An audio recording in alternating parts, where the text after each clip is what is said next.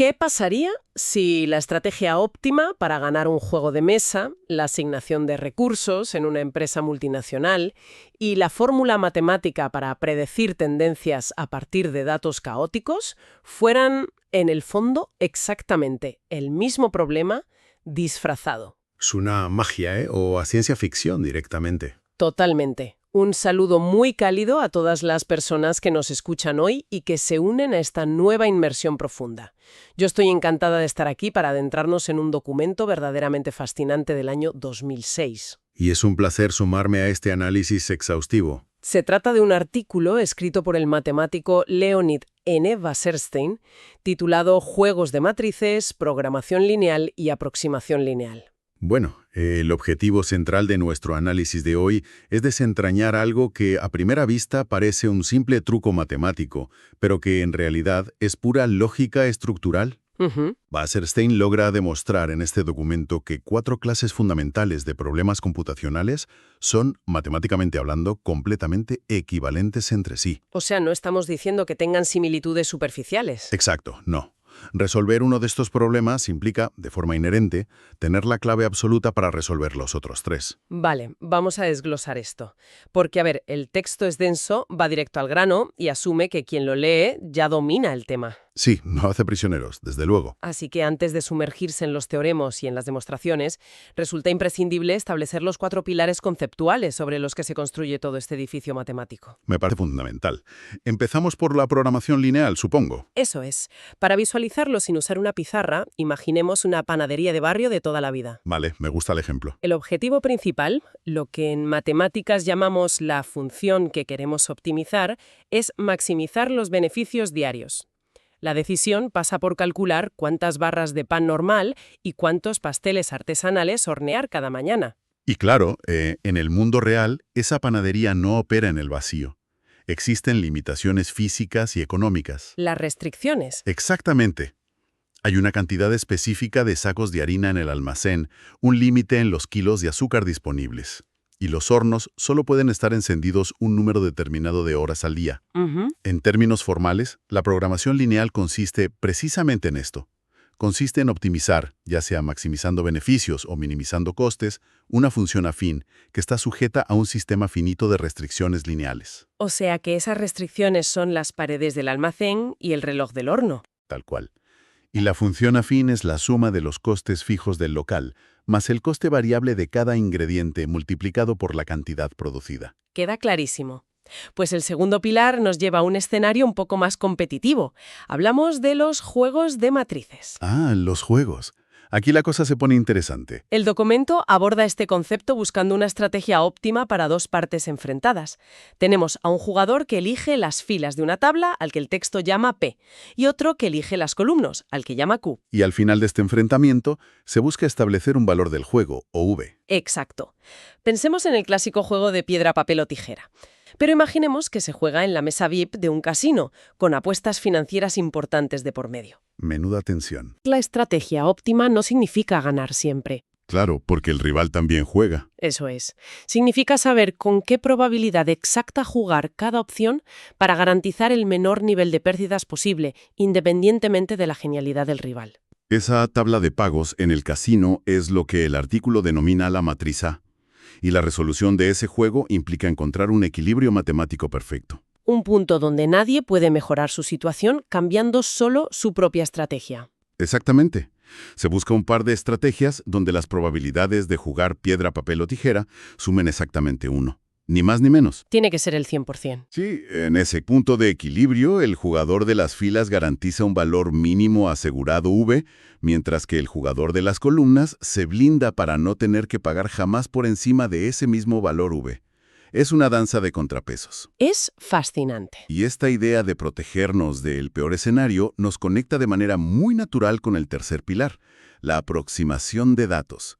Específicamente, la aproximación lineal L infinito. También conocida en la literatura como aproximación discreta de Chebyshev, ¿verdad? Esa misma. Pues para que la aproximación de Chebyshev cobre vida, dejemos el casino y vayamos a una obra de ingeniería civil.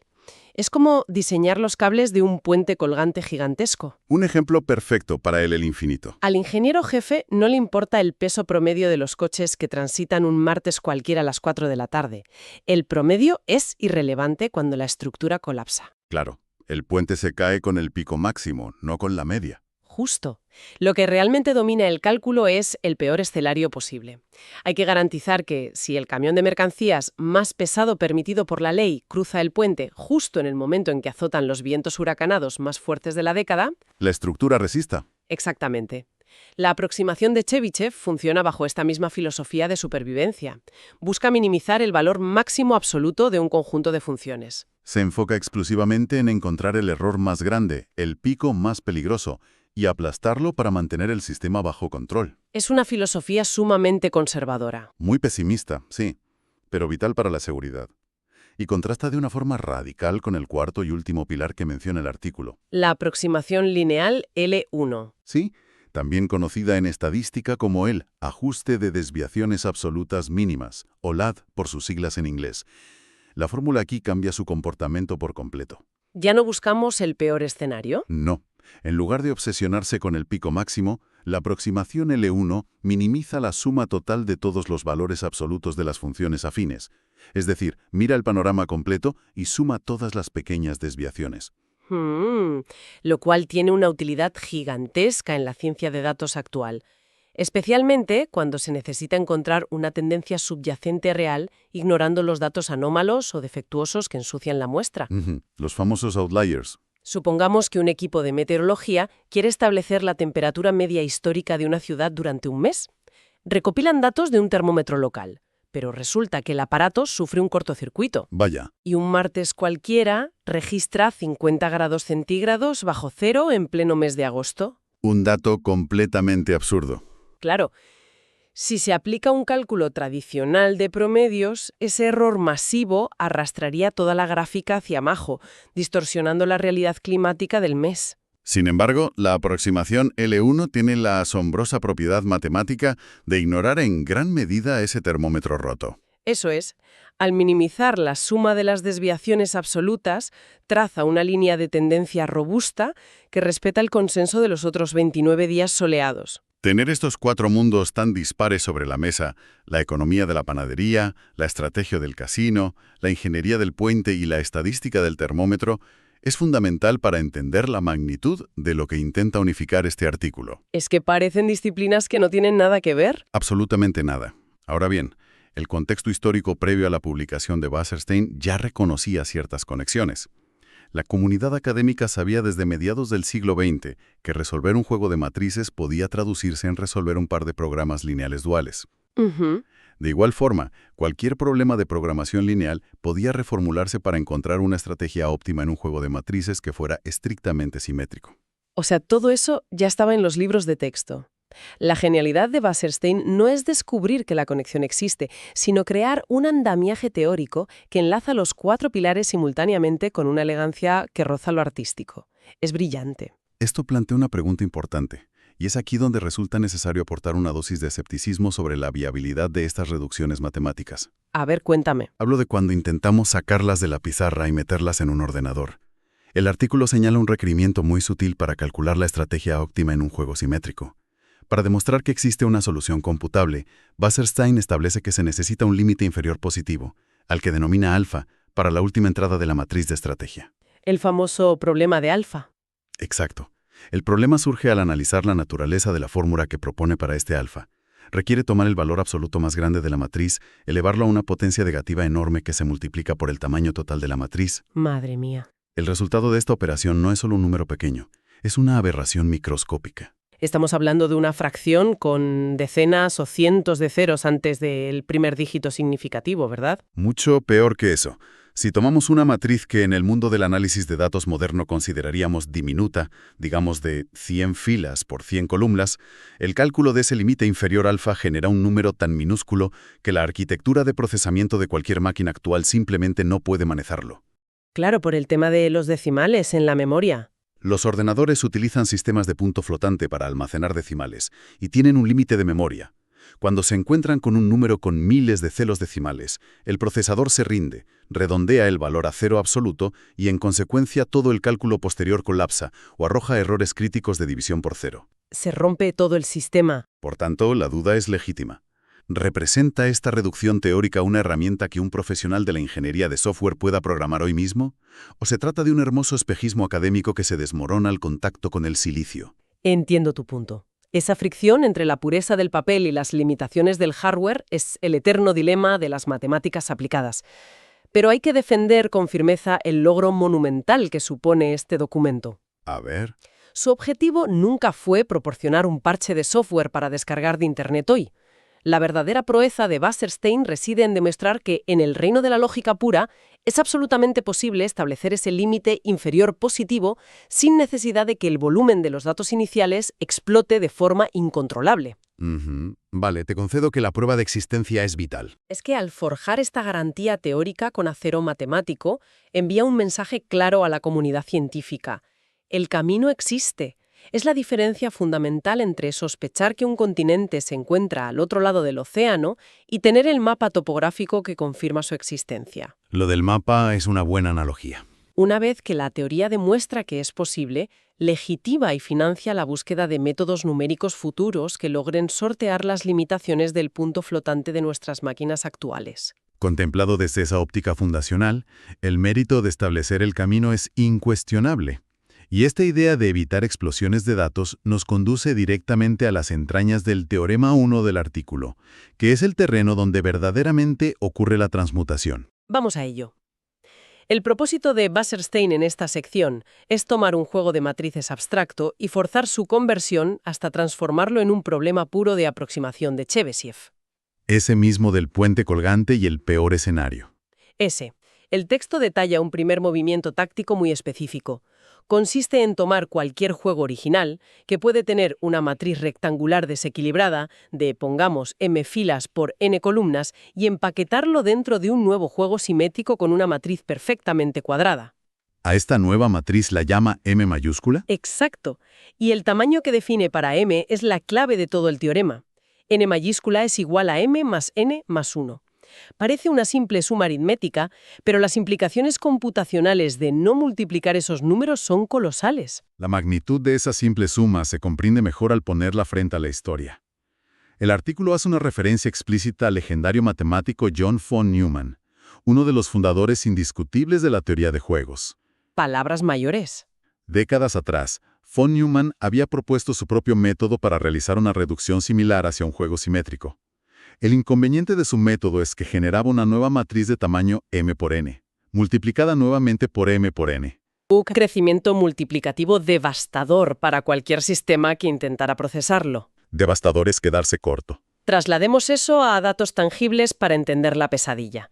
Si una empresa tiene un juego original, bastante modesto, con 100 filas y 100 columnas, el histórico método de von Neumann obligaría al ordenador a construir una matriz de 10.000 por 10.000. Que son 100 millones de celdas. 100 millones de celdas de información que el procesador debe almacenar y analizar en la memoria RAM. Es un cuello de botella brutal. Y frente a esto, la fórmula de Wasserstein. M más n más 1. Toma esas mismas 100 filas y 100 columnas y genera una matriz de 201 filas por 201 columnas. Que son unas 40.000 celdas frente a los 100 millones de von Neumann. Es alucinante. Wasserstein esquiva con una agilidad impresionante la monstruosidad espacial de von Neumann, manteniendo la huella del problema en un tamaño ridículamente manejable. Superado el obstáculo del tamaño, el procedimiento requiere inspeccionar esta nueva matriz simétrica M para localizar la entrada numérica con el valor más alto, a la que el autor bautiza como C. Vale. Si por casualidad ese valor C resulta ser 0, el juego carece de interés matemático. Pero asumiendo que C es un número positivo, el siguiente paso es sumar este valor absoluto a todas y cada una de las celdas de la matriz entera. Una operación de barrido. Exacto. Garantiza de un plumazo que la matriz resultante contenga exclusivamente valores positivos o, en el peor de los casos, ceros. Se eliminan los números negativos del tablero. Y aquí es donde se pone realmente interesante. porque llegados a este punto, Wasserstein choca contra un muro lógico aparente. El de las probabilidades. Los juegos de matrices operan bajo las estrictas leyes de la probabilidad. Para que la estrategia de un jugador tenga sentido en el mundo real, la suma de las probabilidades de todas sus acciones posibles debe dar exactamente el 100%, es decir, 1. Y obviamente resulta imposible jugar una opción con una probabilidad negativa. Entonces, ¿cómo se introducen unas reglas tan rígidas dentro de un problema de aproximación de Chebyshev, cuya única naturaleza es trazar líneas rectas intentando minimizar errores? Parece contradictorio. Wasserstein logra esta hazaña a través de la ecuación número 7 del texto. En lugar de mantener las reglas como limitaciones externas, las incrusta directamente en el corazón de la función de penalización. El mecanismo que diseña para lograr esto es de una sofisticación técnica tremenda. Wasserstein construye una inmensa función objetivo, cuyo propósito sigue siendo minimizar el valor máximo de un conjunto de términos, respetando la regla de Chebyshev. Sí. Pero dentro de ese conjunto no solo incluye la multiplicación matemática del juego en sí, añade deliberadamente una serie de términos que actúan como castigos implacables. Juega con variaciones de ese valor máximo C, sumándolo y restándolo a las variables de estrategia del jugador. Creando un nuevo constructo. El constructo resultante es un problema puro de aproximación que consta de exactamente 2m más 2n más 3 funciones afines. La genialidad de esta función de castigo es que actúa como un campo de fuerza invisible. Si el sistema intenta proponer una solución matemática donde la suma de las probabilidades del jugador sea, por ejemplo, 1.5 o 0.8, los términos de penalización que Wasserstein ha inyectado reaccionan inmediatamente. Se disparan. Uno de esos términos se dispara generando un número artificialmente enorme, muy superior al valor C. Y dado que el objetivo inquebrantable de Chebyshev es siempre fijarse en el peor de los casos, en el número más abultado de todos para intentar aplastarlo, la función descarta automáticamente esa solución errónea. Obligando al sistema a corregirse. El propio algoritmo empuja al sistema de forma inexorable hacia el único valle donde no hay castigos. Aquel donde la suma de las probabilidades es un perfecto y prístino 1. Aunque contemplar la unificación de la teoría probabilística de juegos con la geometría de la aproximación genera un asombro genuino, la cautela debe prevalecer al analizar las consecuencias prácticas de la ecuación 7. ¿Sigues con dudas sobre la aplicación? La superfunción que emerge del teorema 1 tiene la propiedad de ser convexa y lineal por partes. Desde la perspectiva de un ordenador, intentar optimizar directamente una topología matemática con tantas dimensiones y condiciones incrustadas podría seguir requiriendo más recursos temporales que utilizar los métodos directos y tradicionales de la programación lineal. Puede ser más lento en la práctica, ¿sí? Sin embargo, la equivalencia estructural queda cincelada en piedra, sin dejar resquicio a la duda. Eso es indudable. Si el teorema 1 nos muestra el puente entre los juegos competitivos y la previsión de los peores escenarios, el teorema 2 se encarga de cerrar el círculo maestro. En esta sección final, Wasserstein detalla el camino de conversión desde los juegos de matrices hasta la aproximación E1. Sí, esa misma aproximación estadísticamente robusta que mencionábamos antes, la capaz de ignorar olímpicamente el termómetro roto en pleno mes de agosto. La coreografía matemática arranca de una manera muy similar al teorema anterior, construyendo la matriz simétrica y buscando valores máximos. Pero la divergencia crítica aparece al formular el problema de aproximación final. La nueva función objetivo resultante, a la que el texto designa como f de x, termina engordando. Pasa a componerse de exactamente 4m más 4n más 6 funciones afines individuales. Es una red matemática mucho más densa. Lo cual tiene toda la lógica del mundo si recordamos que la naturaleza de la aproximación L1 exige sumar exhaustivamente todos los valores absolutos del sistema, en lugar de conformarse con observar únicamente el pico más alto. El análisis del documento revela que, al evaluar pacientemente esta inmensa red de funciones, el valor óptimo inalcanzable será exactamente el tamaño de la matriz n mayúscula multiplicado por el valor máximo c, sumando nuevamente n mayúscula. Es un límite perfecto. Cualquier combinación de estrategias que intente el jugador que no sea la matemáticamente óptima devolverá invariablemente un valor estrictamente superior a esa frontera. Lo fascinante aquí es que, al llegar a las observaciones finales del artículo, nos encontramos con el verdadero motivo por el que este documento merece ser estudiado a fondo. Si conectamos esto con el panorama general de la informática teórica moderna, la necesidad de escepticismo inicial se desvanece por completo. Vaya, por fin te he convencido. Históricamente, ya se conocía una vía obvia y trivial para transformar cualquier problema de la familia L1 en un problema de la familia L infinito. Pero el precio a pagar por utilizar esa vía antigua era un aumento exponencial en el tamaño del sistema, forzando la creación de 2 elevado a la potencia de m-1 funciones afines adicionales. La palabra exponencial es, sin lugar a dudas, el concepto más temido en toda la ciencia computacional. Para dar contexto, si nuestro problema original tiene un humilde parámetro m equivalente a 50 variables, el método tradicional elevaría el número 2 a la potencia de 49. Una barbaridad. Estaríamos arrojando sobre la mesa más de 500 billones de funciones a procesar, una cifra tan desproporcionada que derretería la memoria operativa de cualquier superordenador dedicado a la climatología o la astrofísica. Completamente inasumible. El verdadero milagro técnico de Wasserstein es que las reducciones que propone a lo largo de ambos teoremas aseguran que el tamaño del problema crezca de manera estrictamente lineal. Y ese crecimiento lineal es una victoria monumental para la disciplina. En las notas de cierre, Wasserstein enlaza este hecho con el trabajo seminal de los investigadores Bloomfield y Steiger de 1983 sobre las desviaciones absolutas mínimas. Al lograr esta traducción entre mundos matemáticos sin provocar una explosión exponencial de datos en el camino, Wasserstein abre una puerta gigante. Significa que todos los algoritmos altamente especializados y eficientes que se diseñaron originalmente en los años 80 para resolver problemas puramente estadísticos de L1 pueden ser reutilizados hoy en día para desentrañar programas lineales complejos. Y resolver juegos de matrices con una eficiencia que antes parecía inalcanzable. Eso es. Entonces, ¿qué significa todo esto para quienes nos escuchan hoy? Después de navegar por este mar de funciones afines, matrices simétricas y penalizaciones algebraicas, podemos destilar la esencia de este artículo en 3 conclusiones cristalinas. La primera es la confirmación absoluta y demostrable de una profunda equivalencia subyacente entre universos que parecían no tener relación.